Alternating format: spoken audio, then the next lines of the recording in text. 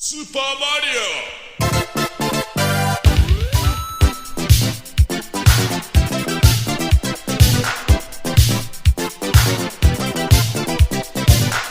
オ Anyone who's ever played a video game before knows Super Mario. Hello, it's me, Mario! Woohoo!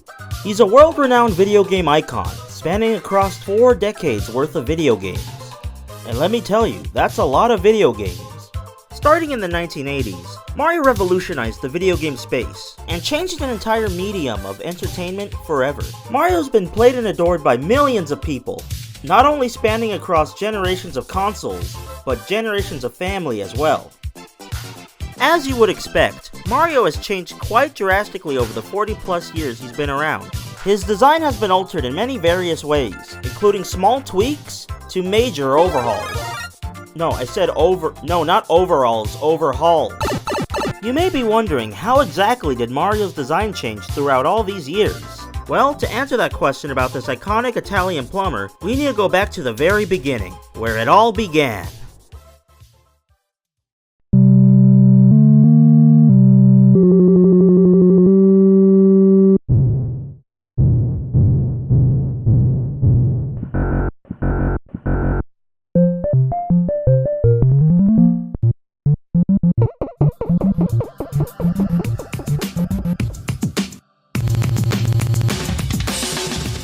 Nintendo had just started getting into the video game industry not too long ago. Shigeru Miyamoto was a lead designer on games, and it was up to him to convert a failed Nintendo arcade game into something more successful. This was young Miyamoto's chance to rise above the ranks of his colleagues. Nintendo owned the rights to produce games based off of Popeye the Sailor Man at the time. Miyamoto was originally planning this next game to feature them.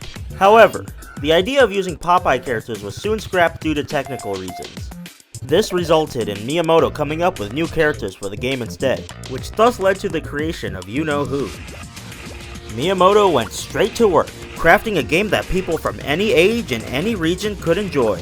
Miyamoto then created his magnum opus, Donkey Kong, and designed all the characters himself. Mario, who was originally called Jumpman, was designed to be short, stubby, and hairy. Back then, you only had a certain amount of space to use on the screen, and Mario's character had to be drawn very small, but also had to be drawn in a way the player can make out. He was given a mustache and big nose to help players know what direction they were facing. He was chubby and wore overalls to help players be able to see his body. And lastly, he was given a hat. Because of how small sprites were, the hat was easier to draw than hair. Donkey Kong ended up being a massive success for Nintendo, and Shigeru Miyamoto went on to make more games starring Mario, who went on to become the face of Nintendo itself. And as the more appearances Mario made, the more his character got upgraded and redesigned. They were mostly small tweaks. However, there was one game that was so important that it changed Mario's design forever. It's me, Mario!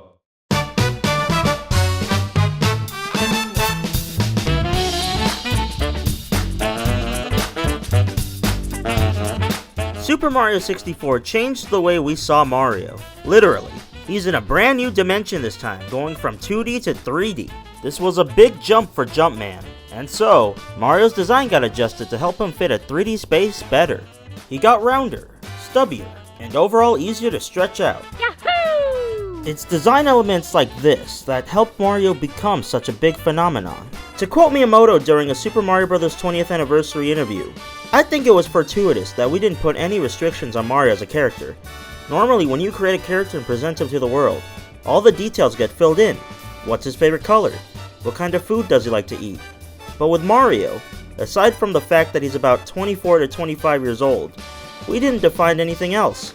The reason why is that we wanted to be able to use Mario in later games. And that wouldn't work so well if we had characteristics that interfered with a given game story. When we make a game, we take care not to add incongruencies to that game's world. With that caveat in mind, I'd like to keep using Mario in future games." Now that we know how Mario looks like in his first time in 3D, let's jump ahead and see how he continued to evolve from this.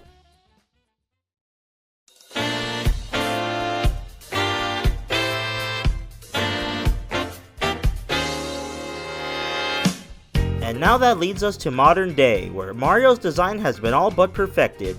Ever since the 2000s, Mario has had this general style that stayed the same for practically the last 20 years. I would say this is Mario's last evolution in his modern design. Of course, he's been tweaked and readjusted over the years, such as his predecessors. However, the general shape and model of Mario has stayed the same since Luigi's Mansion on the Nintendo GameCube.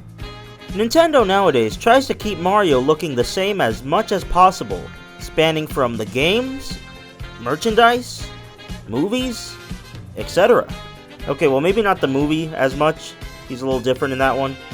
Will there ever be a huge new evolution of Mario's character design in the future? Only time will tell.